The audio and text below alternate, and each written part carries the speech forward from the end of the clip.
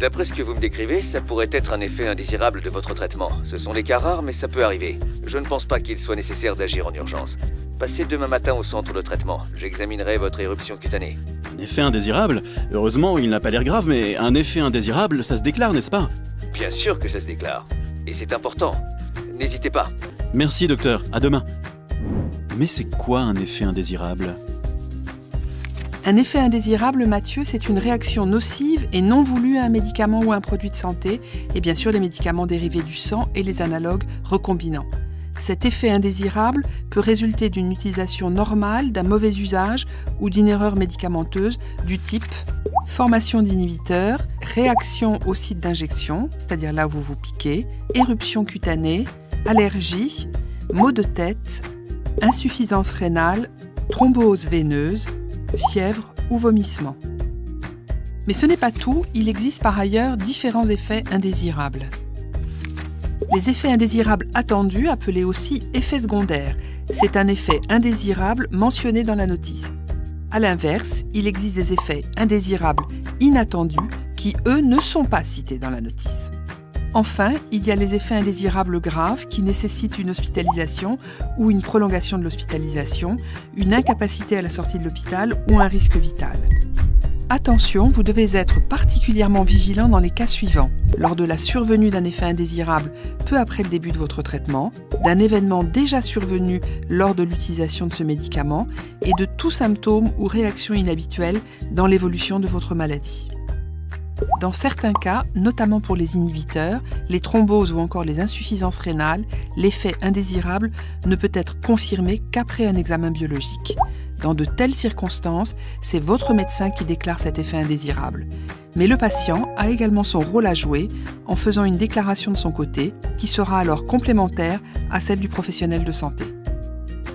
Très bien, mais pourquoi je devrais le déclarer, moi, cet effet indésirable? Déclarer un effet indésirable permet tout d'abord d'identifier les risques liés à un médicament et ainsi de l'améliorer. Cela permet également d'éviter les accidents graves pouvant survenir auprès d'un autre patient. Grâce à cette déclaration, les autorités de santé peuvent évaluer ce qu'on appelle le bénéfice-risque lié à la commercialisation de ce médicament, c'est-à-dire juger si les effets indésirables sont acceptables par rapport à l'efficacité du médicament sur la maladie. Et enfin, déclarer un effet indésirable est un acte solidaire, bénéfique à toute la population utilisant ce même médicament. Bon, si c'est pour le bien commun, j'y vais. Et voilà, c'est envoyé. Mais que se passe-t-il après? Une fois la déclaration effectuée, une vraie mécanique se met en place.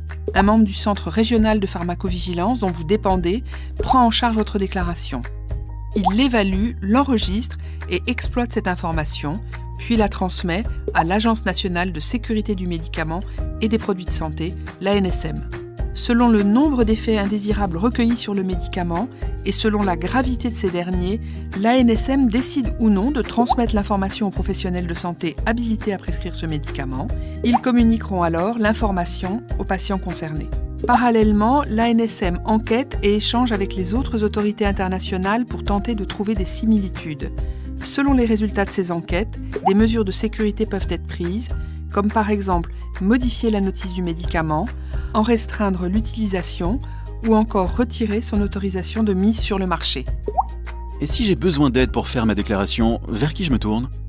Vers tout professionnel de santé et le centre de pharmacovigilance de votre région, mais aussi les associations de patients, telles que l'Association française des hémophiles ou Maladies rares Infoservice.